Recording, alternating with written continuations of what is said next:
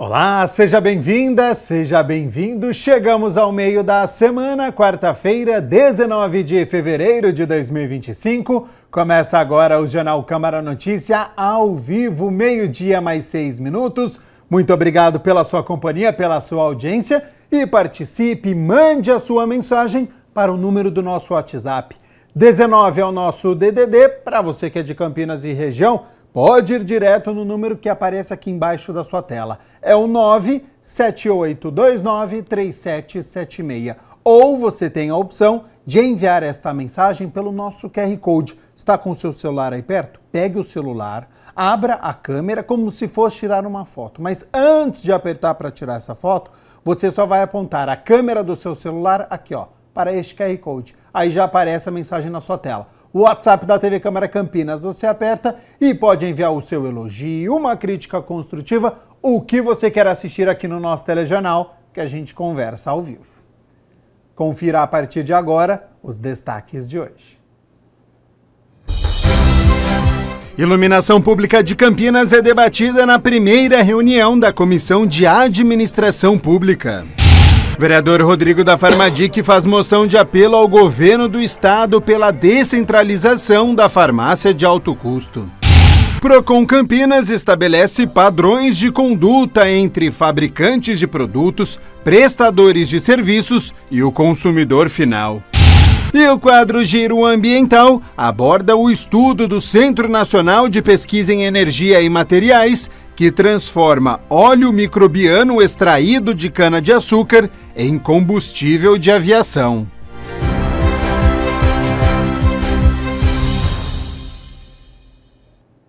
E a gente abre a edição de hoje com as notícias da metrópole. O Código de Proteção de Defesa do Consumidor é um ordenamento jurídico brasileiro que reúne um conjunto de normas que visam disciplinar as relações e as responsabilidades entre fornecedores, fabricantes de produtos, prestadores de serviços e o consumidor final. Baseado neste código, o Procon aqui de Campinas estabeleceu padrões de conduta para essas relações, bem como prazos e penalidades para o descumprimento.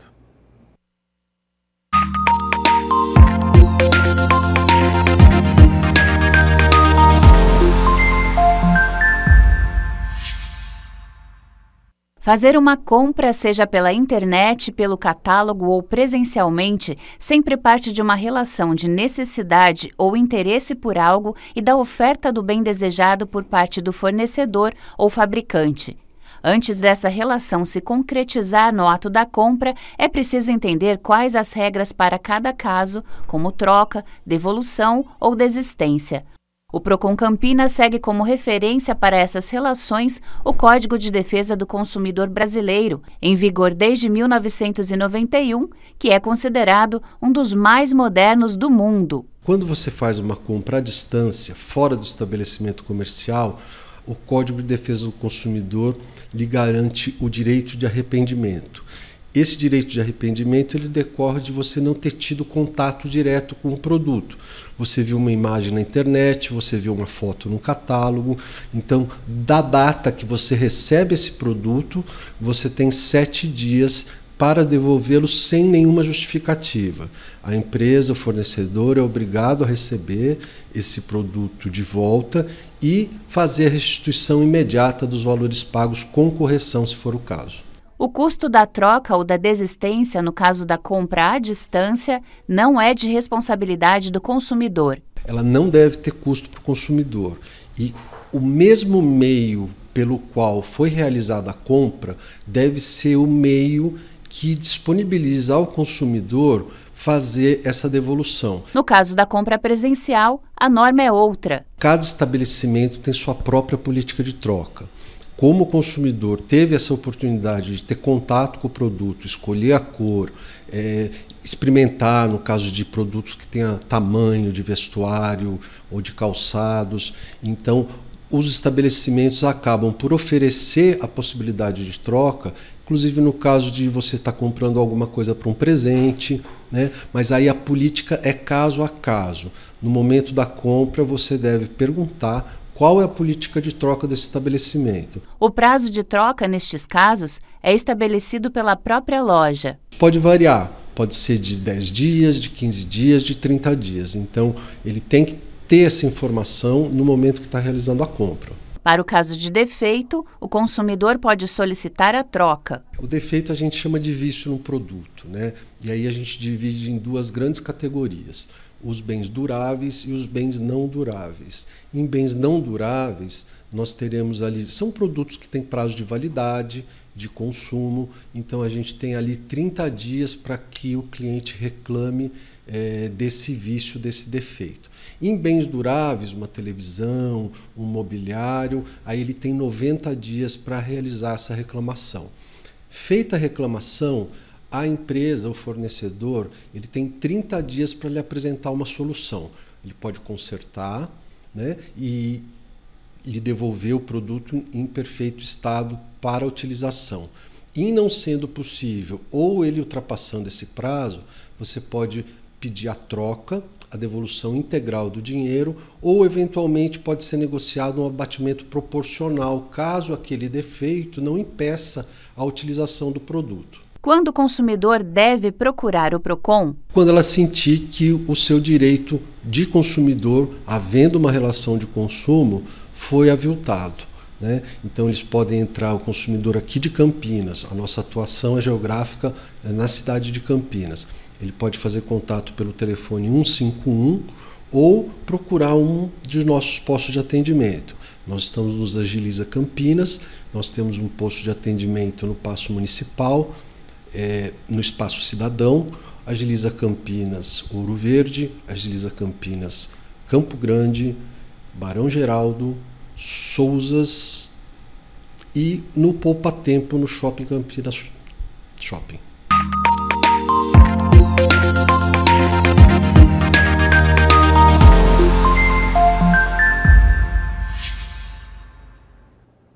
A Fundação Síndrome de Down de Campinas está arrecadando eletrodomésticos sem uso para contribuir com uma economia mais circular, inclusiva e sustentável.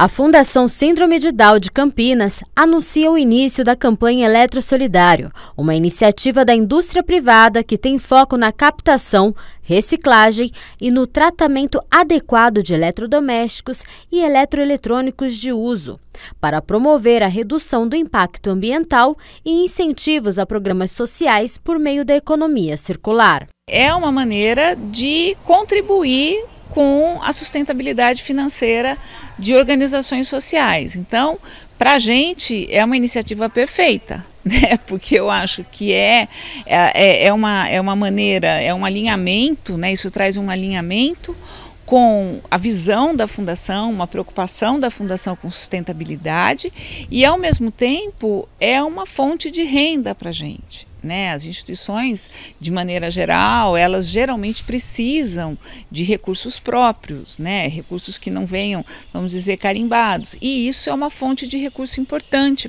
A proposta da parceria veio em atendimento à Política Nacional de Resíduos Sólidos, onde os setores público e privado gerenciam os resíduos, evitando que sejam encaminhados incorretamente para aterros sanitários, transferindo para a Fundação o valor pago pela reciclagem. A gente fica muito feliz de estar nesse projeto porque também dá essa contribuição para processos de sustentabilidade que estão aí cada vez mais urgentes no planeta. O ponto de arrecadação fica na rua José Antônio Marinho, número 430, Jardim Santa Genebra, de segunda a sexta, das 8 da manhã às 5 da tarde.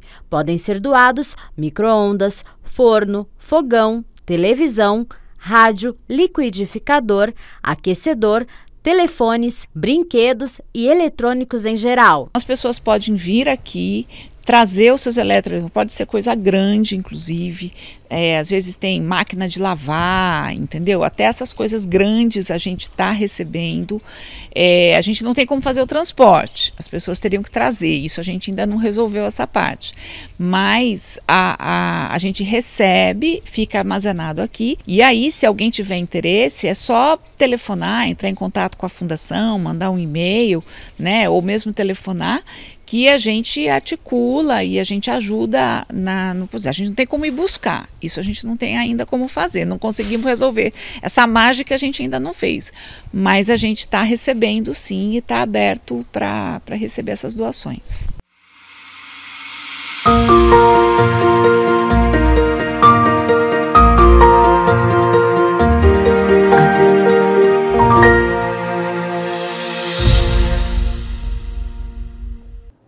Vamos com as notícias do Legislativo. A iluminação pública de Campinas foi o tema debatido na primeira reunião da Comissão de Administração Pública do ano. Representantes do consórcio Conecta apresentaram informações e dados aos vereadores após a assinatura de TAC com os novos prazos. Os dados apontam avanço na modernização da rede, mas há dificuldades para atender demandas da população e do poder público. Por conta do descumprimento de metas, o Conecta foi multado em R$4 milhões pela Prefeitura. A primeira reunião de 2025 da Comissão Permanente de Administração Pública, presidida pelo vereador Rubens Gás, recebeu os representantes do consórcio Conecta Campinas, empresa contratada pela Prefeitura por meio da chamada PPP, a parceria público-privada para prestar os serviços de iluminação pública na cidade. O encontro, realizado no plenário da Casa de Leis, teve como objetivo debater os prazos do TAC, o termo de ajustamento de conduta referente à iluminação. Segundo o presidente da comissão, a informação que chegou até os parlamentares é de que a empresa cumpriu apenas cerca de 20% da meta de instalação de lâmpadas LED nos postes públicos. Dos 120 mil pontos que deveriam ser instalados, somente 23 mil foram entregues. Por que nós estamos nessa reunião? O que aconteceu de fato para que as coisas não fossem cumpridas e quais são os objetivos de vocês para que elas possam ser cumpridas de maneira que a gente não precise mais voltar nessa situação, nesse impasse que nós vivemos numa cidade como Campinas. Os vereadores Gustavo Peta e Nick Schneider, membros da Comissão de Administração Pública, e o vereador Luiz Iabico, que é suplente da comissão, também participaram da mesa de debate e fizeram diversos apontamentos. De acordo com Peta, são 30 mil denúncias relacionadas a pontos escuros na cidade. Nós estamos aqui abordando um contrato que não foi cumprido nas suas metas. A cidade está perdendo uma ótima oportunidade de ter uma iluminação muito melhor, que garante muito mais segurança e qualidade de vida para as pessoas. Mesmo essa vantagem que vocês trouxeram aqui, de economia que a cidade está tendo em relação à conta que está pagando, fica o questionamento. Qual seria a redução de gastos se as metas tivessem sido cumpridas? Um atraso de 6 meses no contrato, e foi firmado um TAC para ser resolvido esse atraso até o dia 30 de abril, que é daqui 2 meses e alguns dias. Bem lembrou o vereador Peta, a quantidade de vereadores que se manifestaram na sessão anterior foi intensa, foi imensa, devido aos problemas que existem na cidade inteira, mas a colocação do Luciano, do Paulo e da Conecta, nesse período curtinho aqui dessa comissão, foi quase suficiente, mas eu quero ratificar as colocações do vereador Peta e do vereador Schneider, nesse posicionamento de se estender esse debate em outras ocasiões, em outra sessão com mais tempo. Além da vereadora Débora Palermo, que acompanhou a reunião, o vereador Wagner Romão também esteve presente e levantou mais questionamentos. Essas 120 mil luminárias previstas, elas dão conta de toda a cidade de Campinas, né? Ou vai faltar algum pedaço da cidade que vai precisar de, enfim, que não vai receber as luminárias LED, né? Estamos caminhando aí no novo TAC para esse cumprimento. Lembrando que Se eles não cumprirem o TAC no Marco 1 em 30 de abril, aí nós vamos para o rompimento do contrato. O gerente de operações do consórcio Conecta, em Campinas, explicou que mais de 28 mil pontos da rede de iluminação já foram modernizados, mas destacou o período chuvoso como um grande desafio a ser superado, já que isso acaba atrasando a execução dos serviços. Já atingimos um patamar de execução, de modernização, muito superior do que foi do ano passado. Hoje nós estamos executando em torno de 2.000 a 2.500 luminárias, né, substituições por semana. Então nós estamos numa velocidade muito boa e tudo indica que a gente vai conseguir entregar até o final de abril 100% das vias modernizadas previstas dentro do Marco 1. É uma preocupação, lógico, também da Conecta, né? A Conecta ela não está aqui para apresentar ou prestar um serviço de baixa qualidade. A Conecta está em Campinas para poder fazer a diferença. Ao encerrar a reunião, Rubens Gás ainda deixou claro que o Legislativo vai continuar empenhado para trazer à população todos os esclarecimentos possíveis sobre o tema. Dizer que é a primeira de muitas reuniões. Evidentemente que o vereador Gustavo Peta está propondo uma subcomissão, nós iremos analisar com o vereador e com os demais membros, né, para que nós possamos achar um meio de equalizar todo esse problema que envolve nossa cidade. Essa reportagem que nós acabamos de assistir foi sobre a iluminação pública de Campinas, que foi debatido na primeira reunião da Comissão de Administração Pública do ano. Então, você viu aí, representantes do consórcio Conecta apresentaram as informações, os dados aos vereadores após a assinatura de um TAC com novos prazos. Esses dados apontaram, então, um avanço na modernização da rede, mas há dificuldades, então, para atender às demandas da população e do poder público. Por conta do descumprimento de metas, o Conecta já foi multado em 4 milhões de reais pela Prefeitura. Bom, meio-dia mais 23 minutos, a gente segue aqui com as notícias do Legislativo, porque olha só, a Comissão Permanente de Relações Internacionais realizou a primeira reunião de 2025 para discutir as agendas deste ano. A presidente da Comissão Permanente de Relações Internacionais, Paola Miguel, sugeriu em sua primeira reunião ordinária uma agenda com o Centro de Referência do Imigrante. Tem diversas atividades que dá para a gente trabalhar em cima disso, né? E acho que uma das primeiras coisas que a gente gostaria de fazer é de poder fazer uma visita, né, ao Centro de Referência do Migrante aqui no nosso município, para a gente conhecer como que funciona o acolhimento, né, e quais são os programas e as políticas públicas que existem hoje já em curso. O vereador Luiz Iabico, membro da comissão, reforça a importância das parcerias com as cidades irmãs, como é o caso da cidade de Gifu, no Japão. Participando dessa Comissão Permanente das Relações Internacionais, vereadora Paula, me vem a lembrança aí, você citou a cidade irmã Gifu, Campinas. Nós estivemos visitando a cidade de Gifu uns 20 anos atrás. O prefeito, se não me engano, era Chico Amaral ainda, e nós fizemos aí vários convênios, principalmente na área médica. A Unicamp tinha um convênio com a JICA, uma entidade lá do Japão, e essa visita a Gifu proporcionou um convênio muito interessante naquela ocasião, né? Hoje os tempos mudaram, mas não custa a gente lembrar da permanência da irmandade com a cidade de Japão. E tem outras cidades aí, acho que Houston, nos Estados Unidos, tem outra na China, várias cidades irmãs que podem trazer muitos conhecimentos técnicos e científicos aqui para a cidade de Campinas, uma troca de experiências. Por sua vez, o vereador Gustavo Peta sinalizou sobre a agenda COP30. A agenda da COP30, que é uma agenda muito importante para o mundo e que vai acontecer nesse momento no Brasil. Nós estamos vendo as mudanças climáticas, o quanto isso impacta na vida das pessoas.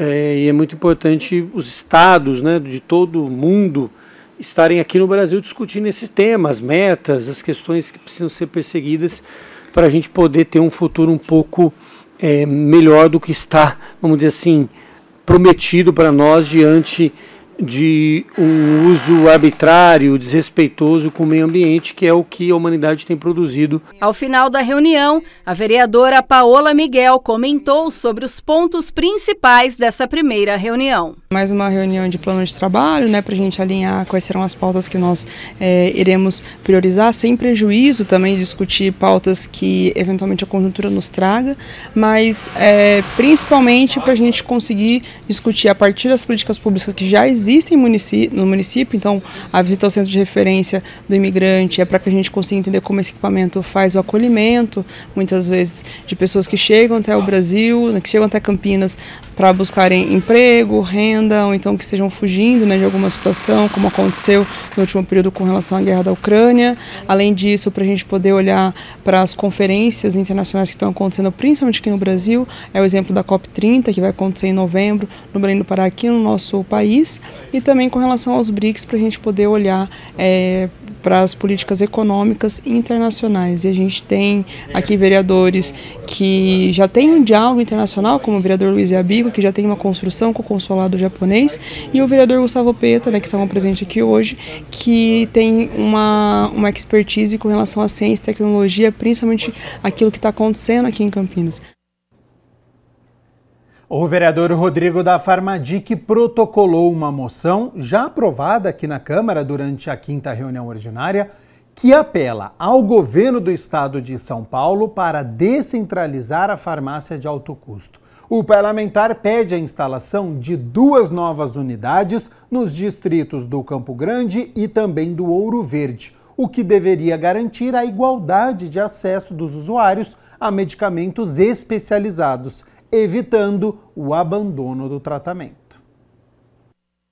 Na moção de número 17 de 2025, o vereador Rodrigo da Farmadic faz um apelo ao governador de São Paulo, Tarcísio de Freitas, pela descentralização da farmácia de alto custo localizada no bairro Ponte Preta. Isso porque essa farmácia é a única unidade em Campinas responsável pela distribuição de medicamentos especializados para pacientes com doenças crônicas e de alta complexidade. Ela partiu, inclusive, do apelo dos próprios usuários do serviço da farmácia popular, que nos questionam do local que é de difícil acesso, né? Tem locais da cidade, inclusive, de pacientes de outras cidades que se servem do atendimento da farmácia de alto custo, que fica aqui localizada na Ponte Preta, que precisam pegar, às vezes, 3 ônibus, 3 conduções. Não é todo mundo, são todas as pessoas que vêm até a farmácia, que tem um veículo próprio, tem condições de pagar um transporte por aplicativo. Por isso, na moção, o vereador pede a instalação de 2 novas unidades nos distritos do Campo Grande e Ouro Verde para facilitar o acesso dos moradores dessas regiões, que são numerosas em habitantes. E fazendo a descentralização do atendimento, se tiver um no distrito do Ouro Verde e um no distrito do Campo Grande, vai melhorar o acesso para esses pacientes, que muitos deles sofrem com enfermidades graves e têm que se deslocar até uma farmácia que não é num ponto centralizado da cidade e tem que aguardar por muito tempo, inclusive, para poder fazer a retirada desses medicamentos. Somando os 2 distritos, ele concentra quase 50% da população da cidade de Campinas, mas hoje ele tem o acesso fácil pelos corredores do BRT. Então, assim, eu fiz um apelo para que seja instalado no pronto-socorro do Hospital Ouro Verde e na UPA do Campo Grande, e os 2 têm acesso ao transporte público. Para qualquer lugar da cidade pode se utilizar o transporte do BRT. Para o vereador, a medida contribuirá significativamente para a qualidade de vida e o bem-estar dos usuários, especialmente para idosos e pessoas debilitadas, que são os mais afetados pela atual centralização do serviço. Foi inclusive proposto pelo governo do estado anterior a instalação nesses 2 lugares, mas por conta da pandemia esse projeto foi abortado, e é por isso que a gente está apelando para que seja de novo reativado essa ideia para atender melhor a população. Diversos parlamentares já falaram sobre esse tema, também tem essa pauta muito importante da saúde, e com certeza nós esperamos que com essa moção aprovada, que reflete a vontade da Câmara Municipal de Campinas, possa mover assim o governo do estado e a Secretaria de Saúde a tomar providências. Frente Parlamentar em defesa da expansão do Instituto Federal de Educação, Ciência e Tecnologia na região metropolitana de Campinas vai debater a possibilidade de mais unidades aqui em Campinas. O vereador Gustavo Peta irá presidir a Frente Parlamentar em defesa da expansão do Instituto Federal de Educação, Ciência e Tecnologia na região metropolitana de Campinas.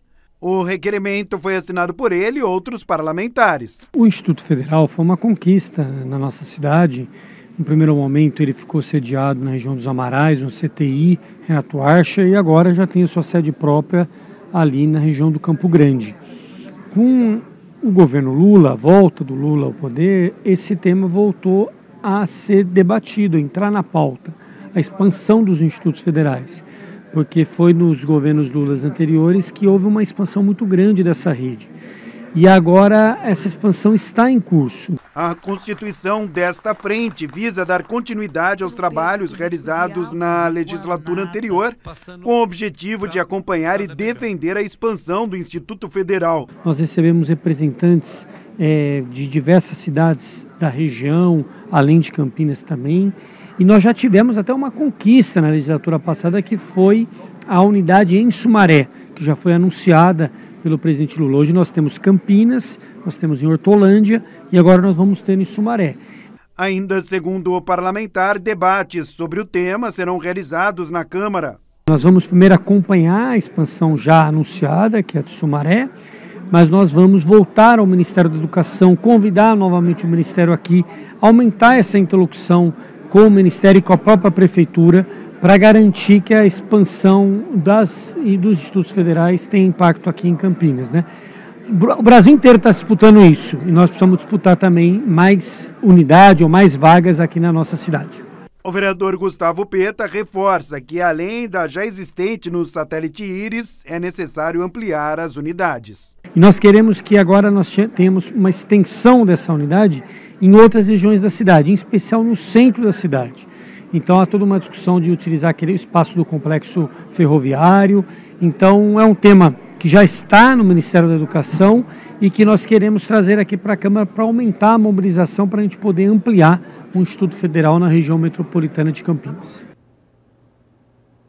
Moção protocolada pelo vereador Carlinhos Camelô é aprovada durante a 5ª reunião ordinária para a construção de um shopping popular aqui em Campinas. Protocolada pelo vereador Carlinhos Camelô, a moção número 18 de 2025 foi aprovada pelo Legislativo durante a 5ª reunião ordinária da Casa de Leis de Campinas. O documento apoia a iniciativa do ministro das Micro e Pequenas Empresas, Márcio França, que busca formas de financiamento para os empreendedores na construção do Shopping Popular de Campinas. Primeiramente, a moção é porque já teve uma conversa com o ministro Márcio França e foi através do Vanderlei de Almeida, o vice-prefeito, também presidente do meu partido, no qual buscou, através dele, uma linha de crédito para essas pessoas estarem utilizando na questão do shopping popular, porque você sabe, a gente vai aprovar o shopping nos próximos meses e o movimento está muito fraco, muitas pessoas não têm a forma de pagamento. Então, ali é uma forma da pessoa pegar um empréstimo, colocar ali no seu box do shopping popular e não ter um juros alto, em vez dela emprestar de um banco. A construção do Shopping Popular representa um marco no fortalecimento do empreendedorismo local. De acordo com dados de 2024, o centro da cidade conta com cerca de 1.200 camelôs. O novo empreendimento foi projetado para reunir esses empreendedores em um espaço seguro, acessível e estruturado, garantindo melhores condições de trabalho e atendimento ao público. Além de valorizar o comércio local, o shopping busca impulsionar a formalização e fomentar o crescimento econômico, promovendo a sustentabilidade e a competitividade dos pequenos negócios. Ali foi cedido o espaço para a gente, como você disse, pelo DENIT, foi aprovado através do CONDEPAC e agora nós estamos na etapa final, que é a aprovação do projeto para construção. E aí o grande empecilho é que a construção não é barata e a gente tem uma dificuldade desse dinheiro. E aí a gente conseguiu, através aí do Vanderlei de Almeida, essa conversa, essa linha, que vai abrir uma linha de crédito para microempreendedores individuais da nossa cidade. Logo nós teremos notícias sobre a linha de crédito. Se Deus quiser aí, após uma longa luta do Shopping Popular, também nós vamos começar a iniciar as obras. Hoje é quarta-feira, portanto é dia de reunião ordinária, a sexta deste ano. E os vereadores vão se reunir para discutir e votar 8 projetos. Entre eles está em análise definitiva o projeto de lei de autoria dos vereadores Eduardo Magoga, Débora Palermo, Igor Diego e Rodrigo da Farmadic, que cria o programa Farmácia Solidária. Também está previsto, mas em primeira análise, o projeto de lei de autoria do vereador Herbert Ganem, que prevê a criação do Fundo Municipal de Proteção Animal aqui em Campinas. Para você ficar muito bem informado, conferir todos os projetos que serão discutidos e votados, é só acessar o site da Câmara no campinas.sp.leg.br.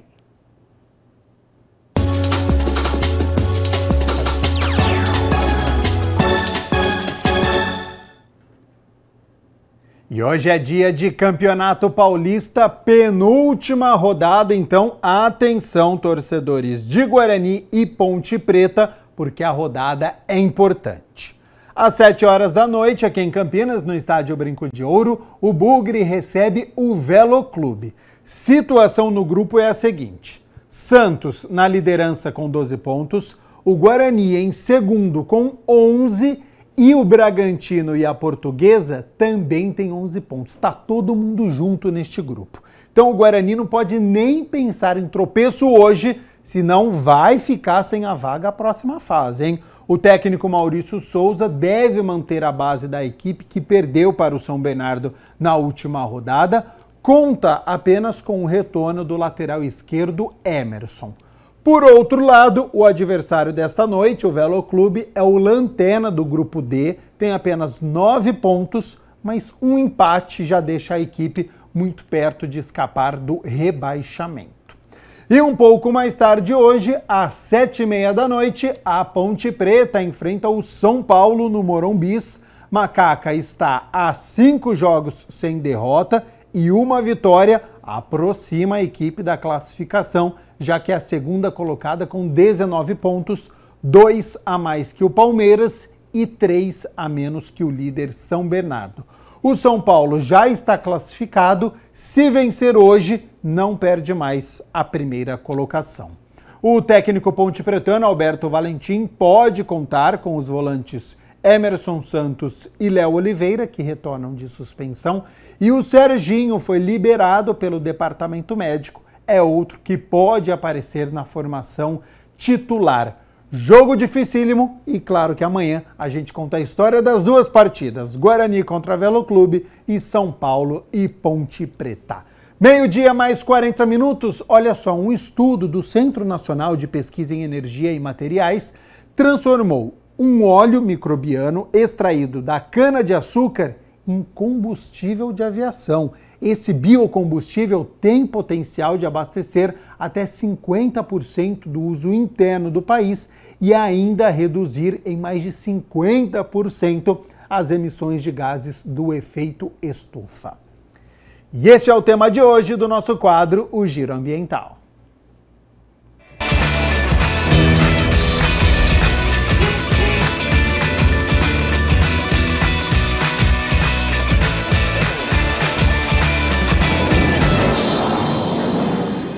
E no Giro Ambiental de hoje a gente vai falar sobre um projeto do CNPEM que apontou uma matéria-prima a partir da cana-de-açúcar para se tornar um combustível de avião com a redução de 50% na emissão de gás carbônico. E para falar sobre esse projeto a gente convidou a pesquisadora responsável pelo projeto, Tássia Lopes Junqueira, que já está aqui com a gente. Muito obrigada pela sua presença, Tássia. Bom dia, eu que agradeço o convite. Tássia, conta pra gente como é que foi esse projeto, como é que ele surgiu, foi uma descoberta espontânea ou vocês perseguiram esse resultado desde o começo? Bom, aqui no CNPEM a gente já vem trabalhando, né, com biocombustíveis, né, a gente tem uma larga experiência com etanol e mais recentemente, né, com a necessidade da transição desse setor de aviação, a gente começou a olhar para as rotas de produção de combustível de aviação sustentável, que a gente chama de SAF. Então, existem várias rotas, né, e tem-se uma limitação de algumas delas com relação à matéria-prima. Então, a rota mais consolidada hoje é a rota chamada EFA, que é um processamento catalítico a partir de óleos ou gorduras. E esse óleo, então, ele é extraído a partir de uma reação da fermentação dos micro-organismos da cana-de-açúcar? Isso. Então, existem micro-organismos, né, que a gente chama de leveduras oleaginosas. Então, os açúcares da cana, né, que são extraídos da cana-de-açúcar, assim como são extraídos também para a produção de etanol, a gente usa esse caldo de açúcar para uma fermentação usando essas leveduras oleaginosas. E aí a levedura ela tem a capacidade de acumular lipídios dentro dela, que seriam esse óleo, e aí com o processo a gente consegue extrair esse óleo das células para então fazer o mesmo processo catalítico, né, que seria feito a partir de outros óleos, para a obtenção do combustível de aviação. E esse processo é a partir da cana integral ou é a partir do resíduo dos outros processos que se utiliza a cana-de-açúcar, Tássia? Nesse primeiro momento, a gente considerou o açúcar da cana-de-açúcar. No entanto, tem a possibilidade, né, de futuramente desenvolver o processo a partir dos resíduos da cana-de-açúcar, como o bagaço e a palha. O que acontece é que, geralmente, para obter os açúcares, né, que a gente chama de avançados, a gente precisa de uma série de processos. Então, hoje, existem ainda poucas unidades que fazem isso no Brasil. No mundo, na verdade, todas as iniciativas pararam. Então, a ideia é que esse licor que a gente obtém a partir dos resíduos, ele acaba sendo mais tóxico. Então, tem mais etapas, né, para a gente desenvolver o micro-organismo para tolerar esses inibidores. Ele acaba tendo menos impureza, né? São várias perguntas, mas vamos lá, né? Eu quero saber se a gente tem capacidade de produzir em larga escala, já que a gente consegue, com a cana integral, um produto melhor, né? Mais utilizável. A gente tem condições de produzir em larga escala, pensando já no futuro? Sim. A gente fez uma estimativa, né, com base no rendimento por hectare, né, por área, e a gente observou que só com as áreas de pastagem degradadas, a gente já conseguiria suprir a demanda por combustível de aviação brasileira. Nossa, isso é isso é muita coisa, né? Isso. E a gente tem mais áreas ainda, né? A gente pode expandir ainda de forma sustentável. E o Brasil é signatário do Acordo de Paris, ele tem esse compromisso, né, da redução das emissões, e a gente tem que olhar para isso, não tem jeito, né? Isso, e a transição energética tem sido o principal foco para essa redução de emissões. Sim, e vocês têm até esse instituto focado nisso, né? E eu achei interessante porque vocês tiveram bons resultados em relação à palma e à soja, que também é um foco de pesquisa, né? Isso, quando se fala, né, desse processo catalítico, usa-se óleos como a palma e a soja, só que há muitas críticas, né, por competição com alimentos, por questão, né, de uso da terra, como é feita essa expansão, e então a cana-de-açúcar, ela tem essa vantagem, porque tem toda uma questão do zoneamento em que ela pode ser plantada, a produtividade dela é maior do que essas alternativas, né, do que a palma, do que a soja, com isso a gente usa menos terra, e aí vai ter menos impactos. Esse projeto, ele já foi publicado numa revista científica importante, né? Mas ele é pioneiro ou ele já foi consolidado enquanto uma célula ali que deu certo, que dá para escalar? Então, a gente está fazendo essa proposta de uso para esse óleo microbiano, né, que a gente chama, mas existem outras iniciativas já para usar esse óleo para produção, por exemplo, de biodiesel ou substituição de óleo alimentício. Mas com esse enfoque de usar para combustível de aviação é um dos primeiros estudos, sim. Tem aí um pioneirismo. Pioneiríssimo. E um fato importante, você falou que tem poucos lugares prontos para fazer esse processo, né? Mas a gente poderia usar, inclusive, as usinas que já existem, as plantas que já existem de refinaria? Isso, então, para obter o óleo, a gente precisaria, né, ter novas instalações, mas da conversão do óleo para combustível de aviação, a gente poderia combinar com processos em refinaria, já que o processo é bastante semelhante. Certo. E se você fosse apontar as vantagens da cana-de-açúcar desse processo em relação às demais, você apontaria, assim, facilmente quais seriam? Então, acho que a principal é a produtividade da cana, ela é mais de 20 vezes maior do que a da soja, então com isso ela já sai na frente. Toda uma experiência em larga escala de processamento dessa cana-de-açúcar no Brasil, que a gente já tem para etanol e pode aproveitar aí para esse óleo microbiano, o aproveitamento futuro dos resíduos da cana-de-açúcar, então tem aí várias vantagens. E como é que o mercado está recebendo essas opções? Você falou sobre a competição por alimento no caso da soja e da palma. No caso da cana, não teria esse problema? A gente pode considerar algumas áreas, né, que hoje não são usadas para alimentos, e por ter essa vantagem da produtividade 20 vezes maior, vai precisar de bem menos terra. Então, com isso, diminui, né, esses impactos de mudança de uso de terra. E uma vez escalado, você pode também expandir essa cultura para os outros estados? A gente sabe que nem todos os estados hoje têm essa produção da cana, né? Tinha até uma discussão sobre a Amazônia, é legal permitir que se plantasse cana, tem toda uma discussão sobre isso, da expansão das áreas, né? Você acredita que teria como expandir, então, para todo o país, principalmente em áreas degradadas? Isso, a gente tem feito trabalhos, né, fazendo estudos georreferenciados, ou seja, espacializados, em que a gente considera dados como clima, solo, para ver a aptidão da cana em diversas áreas, e lógico, poupando essas áreas, né, de preservação ambiental e tudo mais. Mesmo, né, considerando tudo isso, de não avançar em áreas que têm culturas alimentícias, não avançar em áreas de preservação ambiental, tudo isso a gente ainda tem muita terra para a produção de biocombustíveis. Legal. E isso não impactaria, por exemplo, na questão de áreas de monocultura? Vocês têm esse olhar também para fazer esse equilíbrio entre a plantação da cana e o entorno? Isso. Inclusive, né, por ser um aproveitamento de açúcar, a gente poderia também usar o açúcar do milho, né, que a gente tem o amido do milho, que pode ser convertido em açúcar. Inclusive, né, tem tido uma expansão recente bem grande, né, da produção de etanol de milho. Então, a gente poderia, sim, ter outras matérias-primas para produzir esse combustível. E no caso do milho, a gente tem a alternativa de plantá-lo em rotação com a soja. Né, a gente já tem uma área muito grande de plantio de soja no Brasil e que tem, então, um potencial de usar essa rotação com milho, aumentando também a produção de biocombustível sem expansão de terra. Uma tecnologia semelhante a essa que vocês descobriram com a cana-de-açúcar. Isso. Tendo os açúcares, a gente consegue usar, né, os micro-organismos e produzir esse óleo microbiano.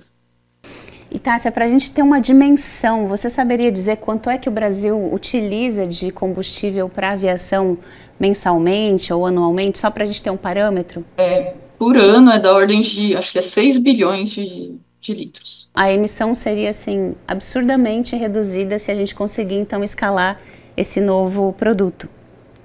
Isso. A princípio, né, por regulamentações da área, né, do setor de aviação, a gente poderia substituir 50% do combustível fóssil, e essa substituição, né, cada unidade de energia de substituição, a gente consegue mitigar 50% das emissões. Maravilhoso, Tássia. Já agradeço demais a sua participação aqui com a gente e queria que você deixasse um contato para que a gente pudesse acompanhar as pesquisas. A gente tem o site do CNPEM, então é www.cnpem.br. Lá tem os destaques científicos, né? A gente é um centro com várias especialidades, então vale a pena conferir. Muito obrigada mais uma vez pela participação, pelo projeto e pelas respostas que você veio trazer aqui para a gente. Muito obrigada, agradeço novamente. Muito obrigada, Tássia. E para você que nos assiste, continue com a gente, porque agora é hora daquele giro ambiental pelas curiosidades do Brasil e do mundo. A Groenlândia é o principal motor do aumento do nível do mar e o ritmo de derretimento de sua camada de gelo é alarmante. Até 2100, podemos ver centímetros a mais nos oceanos, mas o cenário pode ser ainda mais drástico. A camada de gelo da Groenlândia está perdendo massa 6 vezes mais rápido do que há poucas décadas, e entre 2015 e 2016, o derretimento foi a maior contribuinte individual para a elevação dos oceanos. Se as emissões de gases de efeito estufa não forem controladas, o futuro da Groenlândia é incerto. Em 1000 anos, o gelo pode desaparecer completamente. Por que o ato de comer fezes, chamado de coprofagia, é tão difundido entre os animais? Longe de ser um resíduo inútil, as fezes geralmente contêm calorias e nutrientes valiosos que não foram absorvidos pelo animal hospedeiro. A coprofagia pode ajudar os animais a obter calorias extras quando suas fontes de alimento habituais são limitadas, ou adquirir nutrientes que são difíceis de obter em sua dieta regular. O cocô também pode conter bactérias intestinais que dão um impulso ao sistema digestivo como um probiótico selvagem.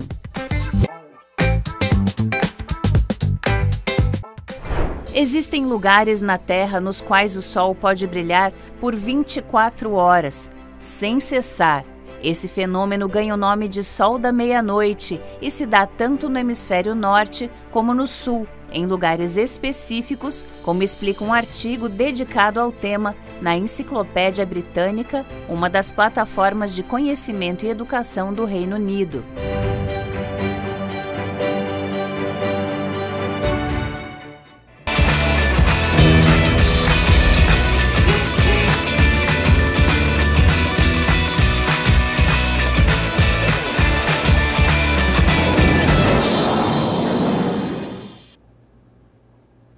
O quadro Se Liga na Profissão de hoje nos remete, para muitos, a uma companheira de churrascos, festas e afins. Estou falando da cerveja e o profissional de hoje é um mestre cervejeiro. Confira o que a nossa repórter Carla Mendrô descobriu a respeito do dia a dia e do curso para se tornar um mestre cervejeiro.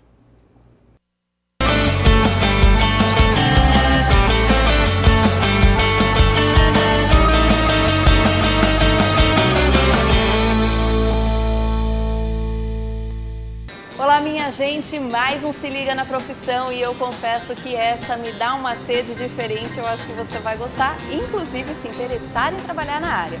Quem vai falar com a gente é o mestre cervejeiro Thiago Silva, que vai contar pra gente sobre essa profissão, que aliás tem crescido nos últimos 15 anos, né, Thiago? Muito.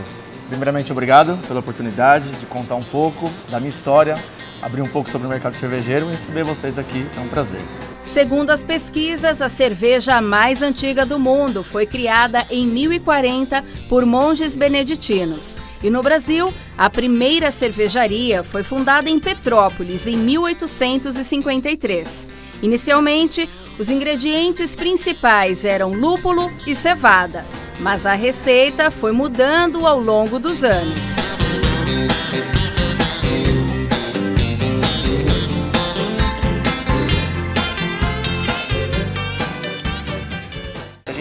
E falar sobre um pouco de escolas cervejeiras, né? Nós temos inclusive na escola cervejeira que foi dito que cerveja era água, malte, lúpulo and more, mais nada, né? Só que essa é uma tradição da escola alemã. Se nós formos migrarmos para a escola belga, nós já temos cervejas que vai levar adjunto, mas adjunto para fazer uma entrega, para levar um pouco a mais. Como nós temos aqui, eu trouxe para essa experiência, nós temos aqui uma laranja desidratada. Na escola belga sempre foi muito bem visto. Então a grande questão do que tem ou que deixa de ter na cerveja, o princípio é o quê? Que ela seja uma boa cerveja. Que ela seja uma cerveja que tenha um bom drinkability, que seja uma cerveja gostosa de você tomar e que te entregue ideias, que te entregue sensações, sabores, aromas, texturas e experiências diferentes. E falando sobre essas entregas importantes para o cliente, é importante para aquele que quer ser mestre cervejeiro entender que para a cerveja chegar ao copo precisa de uma receita. E essa é uma das responsabilidades do mestre cervejeiro? Exatamente. O mestre cervejeiro ou cervejeiro, como muita gente costuma classificar, né? Mestre cervejeiro tem muita ideia dos monges, né? Da escola belga, né? Mas a ideia é que sim, né? O cervejeiro vai estruturar a receita ali desde o momento que ele idealiza qual é o estilo de cerveja que ele quer produzir, enquadrar ela dentro de um guia de estilos cervejeiros. Hoje nós temos dois, é o BJCP e o Brewers Association, onde ali de cara nós vamos ter informações bastante claras. Qual que é o teor alcoólico que essa cerveja deve ter, qual é a coloração que essa cerveja deve ter e qual que é o amargor. De forma bastante prática, nós temos um guia que vai direcionar. Quero fazer uma Pilsen, essas são as características, seja de aparência, seja de volume alcoólico, seja de perfil sensorial. Então nós vamos ter que enquadrar para que nós possamos classificar como Pilsen, como IPA, como uma American Pale Ale, como uma Triple, como uma Double e assim sucessivamente. Então a partir desse momento a gente definir para qual caminho e para qual escola nós vamos transitar, a gente vai começar a escolher os grãos. Falando um pouco justamente sobre a questão de desenvolvimento de receitas, né? Então a gente vai desenvolver a receita, vamos selecionar os nossos insumos e aí a gente vem para a parte de operação junto com o time de fábrica ou para aquele que está desenvolvendo ali na sua casa, com seu familiar, vai ali para as famosas panelas, né? Então ali nós vamos iniciar o cozimento dos grãos, né? O cozimento dos grãos leva em torno de 2 horas, depende um pouco de receita para receita. A cada etapa desse processo de braçagem, assim como nós chamamos, o grão vai passar por temperaturas específicas, por tempos pré-determinados, para que a gente consiga extrair o máximo do grão. Então tem toda essa parte do processo de produção, o processo da braçagem, né? E aí nós não temos ainda uma cerveja, nós temos um mosto cervejeiro. Ele vai passar a ser cerveja depois que ele passar por um processo de cozimento, separação do famoso joio do trigo. Nós vamos separar o grão daquele mosto principal, ali nós temos só líquido. Depois nós vamos por um processo de fervura e aí nós vamos, nesse processo de fervura, adicionar lúpulo, que é o que vai trazer amargor à nossa cerveja, né? Para algumas outras cervejas nós vamos colocar adjunto ali em parte da fervura.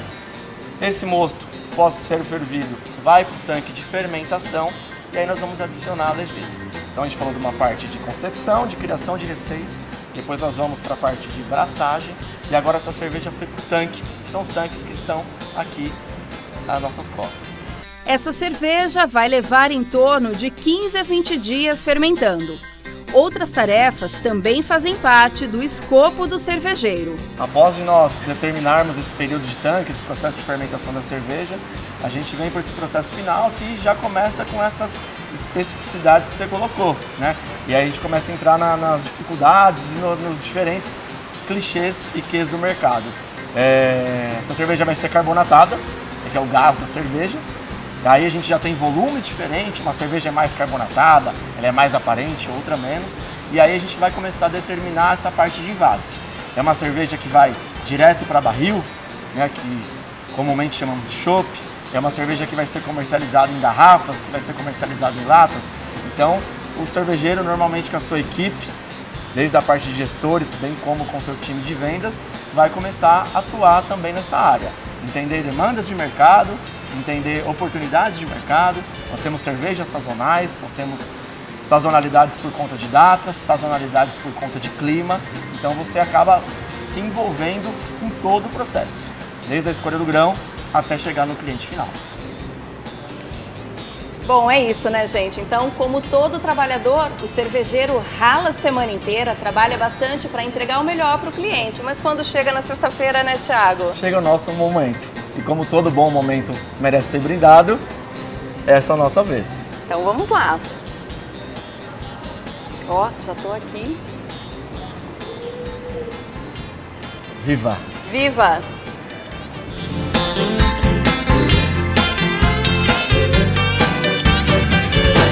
Bom, agora que a gente já sabe o que faz um mestre cervejeiro, quais são as atividades dele no dia a dia, eu vou conversar com o professor Alfredo Ferreira, ele é do Instituto Cerveja. Quero saber um pouco mais, né? Porque assim, a gente já ficou aguçado com uma sede diferente para saber como trabalhar, né? Como mestre cervejeiro, mas eu acredito que é preciso ter um curso, não é isso, professor? Isso mesmo, tem a formação do cervejeiro, ela é importante, né? Você tem uma série de conhecimentos para o mestre cervejeiro atuar dentro de uma cervejaria. Ele tem que conhecer muito, desde quais são as matérias-primas, as características de cada matéria-prima que ele usa, tanto da água, do malte, do lúpulo, ou a levedura que faz a fermentação, e entender bastante de processo, entender de gestão de pessoas, né? Então ele lida no dia a dia com um time que está assessorando ele, então é uma série de conhecimentos que são necessários para que ele consiga fazer a cerveja bem gostosa para a gente tomar depois no bar. E além de aprender o que eu comentei, ele tem que dominar o processo e dominar a criação de receitas, né? Então, a partir do momento que você conhece as características de cada matéria-prima, conhece bem as características do processo, combinando esses dois conhecimentos importantes, você consegue desenvolver novas receitas e não só criar elas, mas acho que até o maior desafio do cervejeiro é garantir que elas são sempre executadas da mesma maneira, para que o cliente receba sempre o mesmo produto, com o mesmo padrão de qualidade. E isso é uma coisa constante, né? Quando o cliente está acostumado com uma determinada marca de cerveja que ele está tomando, ele espera, quando ele vai pedir ela novamente, que ela venha com aquele mesmo sabor. Ele não quer que ela, cada vez que ele vai consumir, tenha um sabor diferente. Como é cervejeiro, tem que garantir, através de conhecimento também da parte de controle de qualidade, que ela vai manter esse padrão e que a qualidade está sempre a mesma e sempre muito boa. Professor, o curso, ele tem alguma exigência? Por exemplo, quem quer cursar, quem quer se tornar um mestre cervejeiro, precisa ter alguma graduação antes, por exemplo, engenheiro de alimentos, de bebida, ou não é necessário? Hoje não é obrigatório, né, porque são cursos livres, mas é lógico que o ideal é que tenha uma formação que tenha a ver com o que ele vai aprender. A maioria dos alunos que a gente tem essa formação ou em química, biologia, alguns de agronomia, alimentos. Eu diria, se eu tivesse que escolher um curso, qual que é o curso que te dá a melhor preparação para o curso de mestre cervejeiro, com certeza seria o de engenharia de alimentos.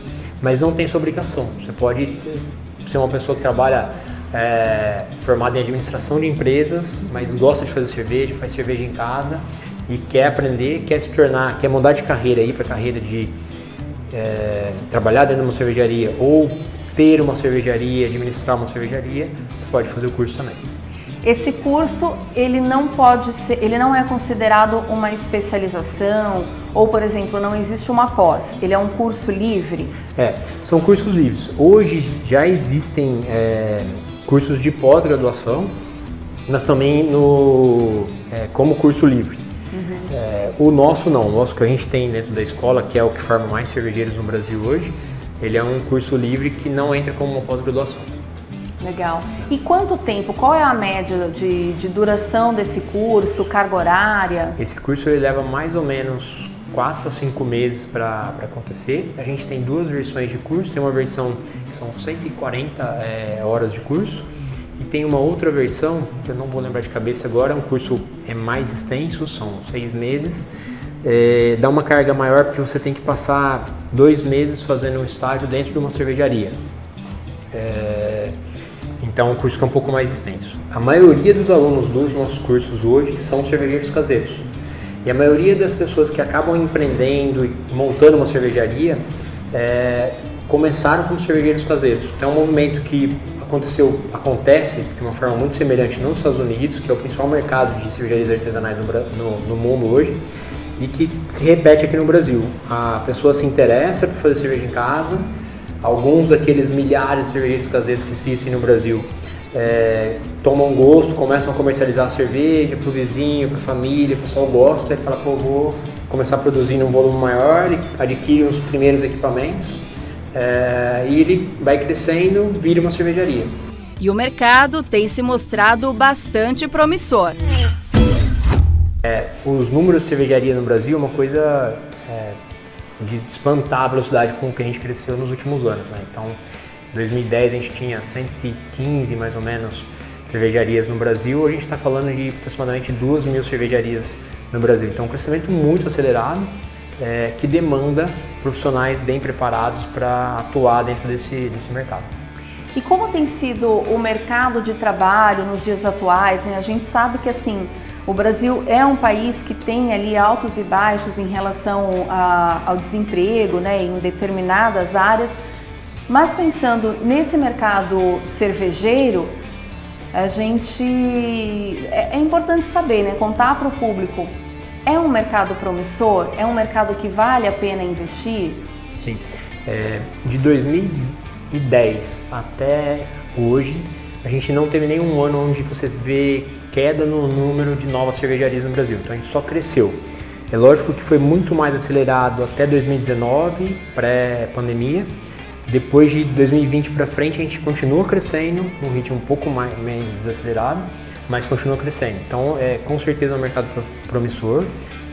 Quando a gente se compara com mercados, por exemplo, o mercado americano, onde o número de cervejarias artesanais ultrapassa 25% do total de cervejarias em volume, a gente ainda tem muito para crescer. O Brasil está em torno aí de 2, 3% de volume só de cervejarias artesanais, então é um mercado muito promissor do meu ponto de vista.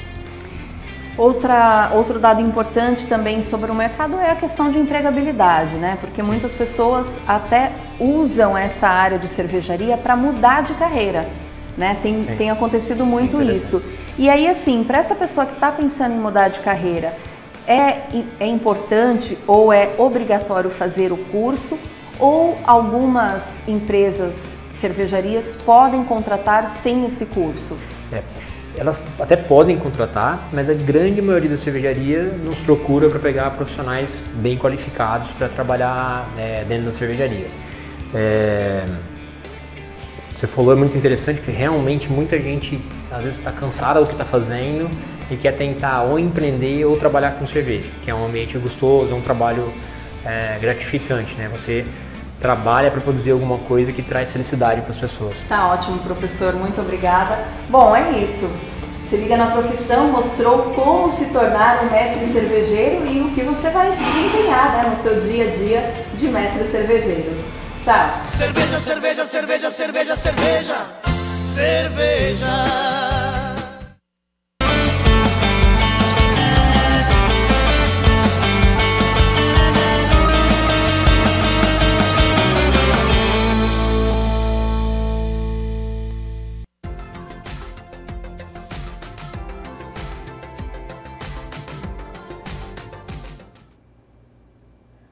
Mais um dia quente de calor extremo em Campinas e segue a previsão. Durante o dia, sol aparece, à tarde a nebulosidade aumenta e tem possibilidade de chuva, aquela típica de verão, forte e rápida, mas tem que ter atenção, né, em áreas que costumam alagar aqui pela cidade.